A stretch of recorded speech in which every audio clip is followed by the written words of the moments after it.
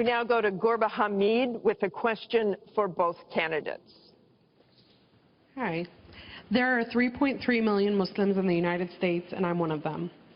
You've mentioned working with Muslim nations, but with Islamophobia on the rise, how will you help people like me deal with the consequences of being labeled as a threat to the country after the election is over? Mr. Trump, you're first. Well, you're right about Islamophobia, and that's a shame.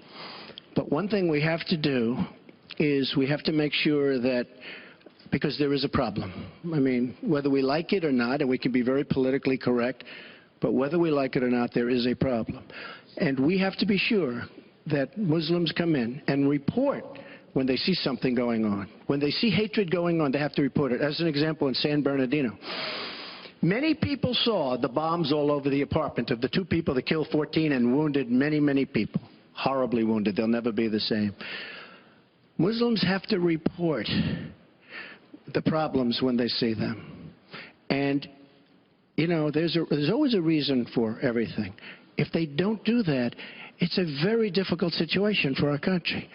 Because you look at Orlando, and you look at San Bernardino, and you look at the World Trade Center, go outside, you look at Paris, look at that horrible, these are radical Islamic terrorists.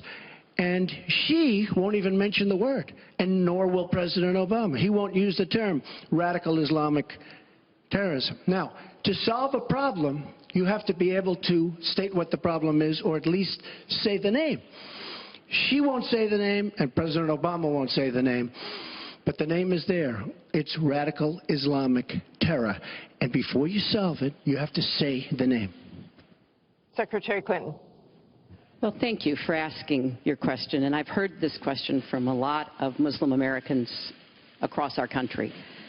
Because, unfortunately, there's been a lot of very divisive, dark things said about Muslims. And even someone like Captain Khan, the young man who sacrificed himself defending our country in the United States Army, has been subject to attack by Donald.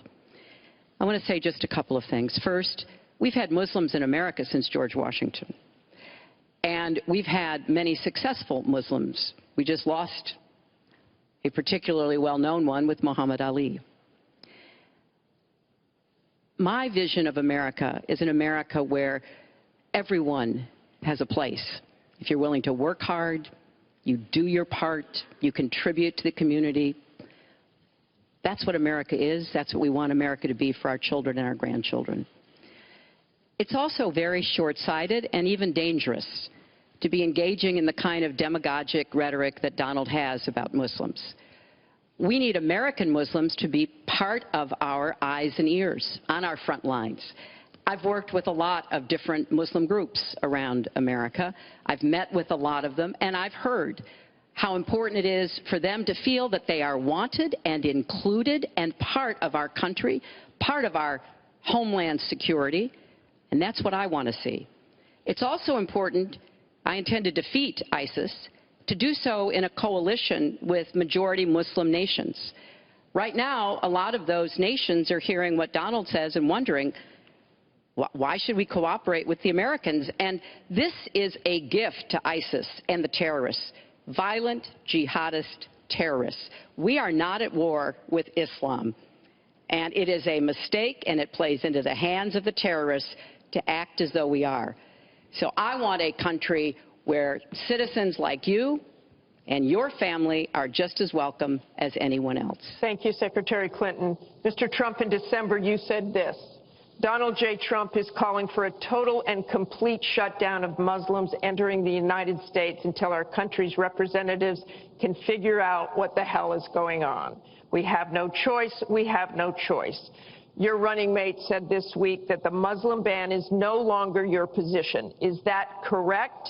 And if it is, was it a mistake to have a religious test? First of all, Captain Khan is an American hero.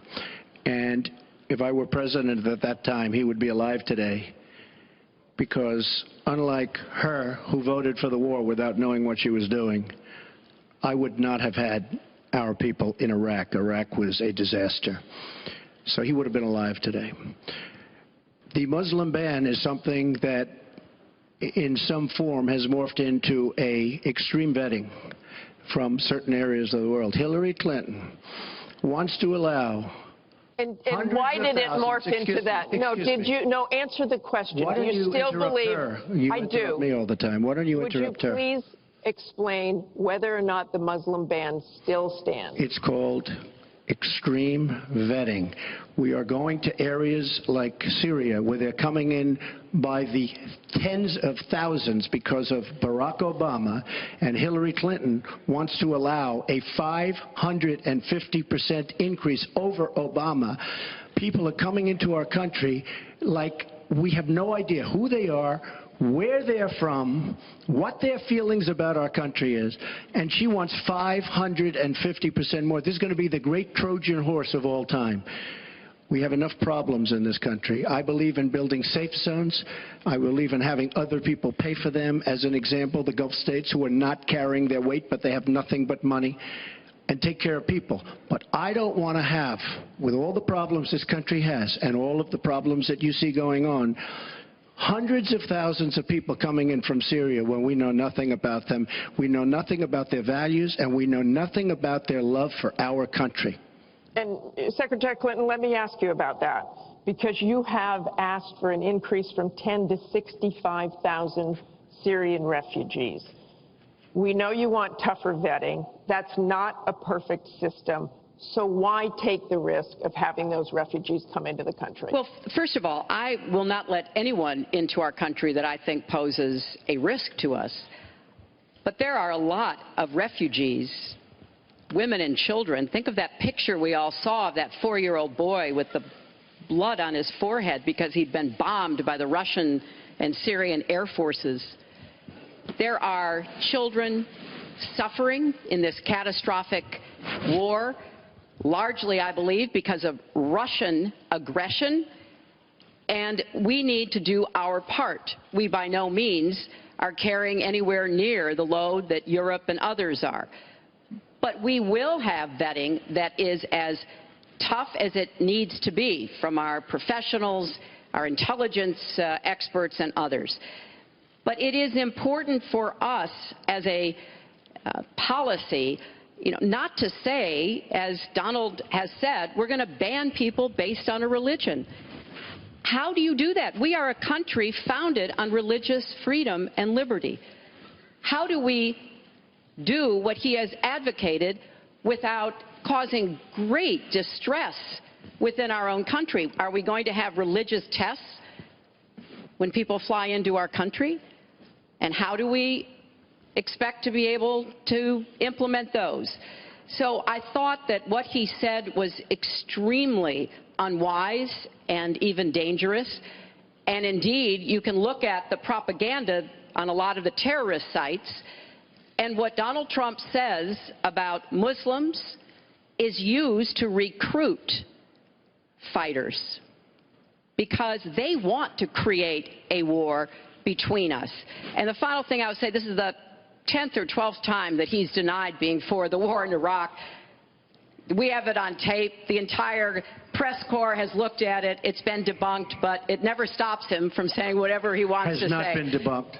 So please has not been debunked. And go to HillaryClinton.com and you can see it. I was against the war in Iraq. Has not been debunked.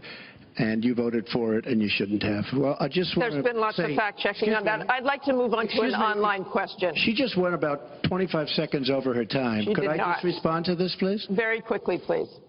Hillary Clinton, in terms of having people come into our country, we have many criminal illegal aliens. When we want to send them back to their country says we don't want them. In some cases, they're murderers, drug lords, drug problems, and they don't want them. And Hillary Clinton, when she was Secretary of State, said, that's okay, we can't force it into their country. Let me tell you, I'm going to force them right back into their country. They're murderers and some very bad people. And I will tell you very strongly, when Bernie Sanders said she had bad judgment, she has really bad judgment, because we are letting people into this country that are going to cause problems and crime like you've never seen. We're also letting drugs pour through our southern border at a record clip, and it shouldn't be allowed to happen. ICE just endorsed me. They've never endorsed a presidential candidate. The Border Patrol agents, 16,500, just recently endorsed me. And they endorsed me because I understand the border. She doesn't. She wants amnesty for everybody. Come right in, come right over. It's a horrible thing she's doing. She's got bad judgment, and honestly, so bad that she should never be president of the United States. That I can tell you. Thank you, Mr. Trump.